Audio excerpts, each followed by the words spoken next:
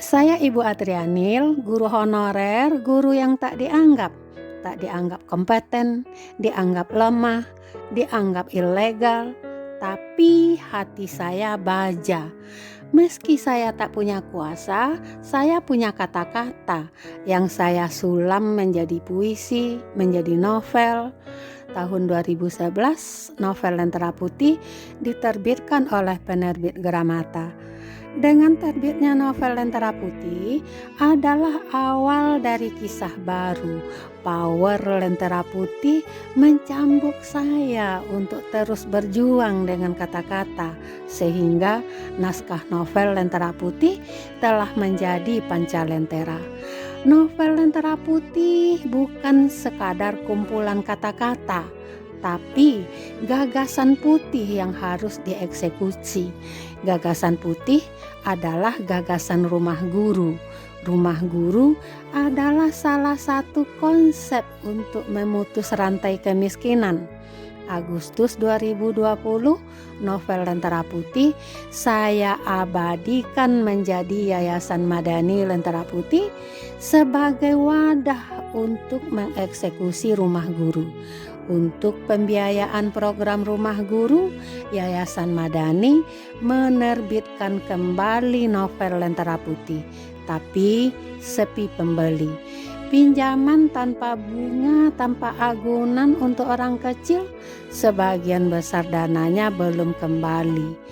Untuk memulai program ini, saya menggunakan tabungan yang saya siapkan untuk kebutuhan hidup di hari tua, sehingga saya tidak punya tabungan lagi. Namun, power Lentera Putih semakin keras mencambuk saya untuk tidak menyerah. Saya cari lagi cara yang dapat memberikan manfaat pada sesama tanpa mengeluarkan uang yang banyak. 12 Februari 2024, bersama tokoh masyarakat dan warga, kami mendirikan Koperasi MBH Nusantara dengan simpanan pokok 50.000 saat menjadi anggota dan simpanan wajib Rp1.000 sehari, setara 30.000 per bulan. Anggota yang terdesak kebutuhan tidak ke bank keliling lagi, tidak ke bank emok lagi, tidak ke pinjol lagi. Mengingat dan menimbang usia, di satu sisi saya sudah lelah. Di sisi lain, power Lentera Putih selalu meminta saya untuk tidak menyerah. Majelis Yasin dan Tahlil setiap malam Jumat yang diikat dengan Koperasi MBH Nusantara masih beratapkan langit, bersandarkan tembok rumah warga. Saya tidak bisa tutup mata, tutup telinga melihat orang kecil yang tak bisa lepas dari bank keliling, tak bisa lepas dari bank emok. Beberapa anggota Koperasi MBH Nusantara mendahulukan cicilan mingguan bank keliling, bank emok.